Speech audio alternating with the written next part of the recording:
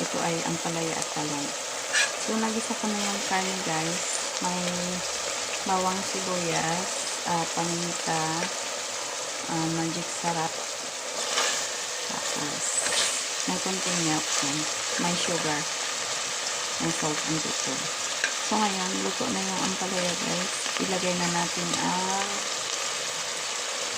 talong. Kasi ang ampalaya guys, kapag undercook siya, mapait. Pero kapag luto siya, hindi siya mapait. May kunting pait, pero hindi talagang ganun kapait. So, lagyan natin ng kunti pang fresh milk guys. Para may kunti siyang liquid. Yan. Fresh milk. Kunti lang.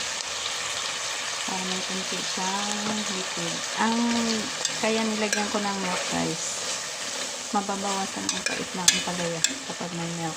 Or kaya cheese. Yan. Tapos, lagyan natin ng kunting pampalasa na bukod sa asin at paminta.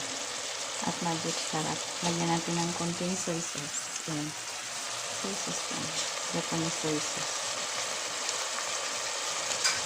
Hindi kami gaano gumagamit dito ng silver spoon kasi maalat yun.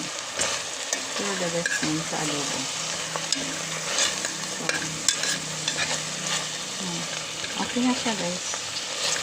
Luto na ang ating ampalaya with talong. Yan. Kasi hindi sila kumakain dito ng squash. Bihira silang kumakain ng squash. Kaya ganyan lang siya. So, thank you so much guys for watching.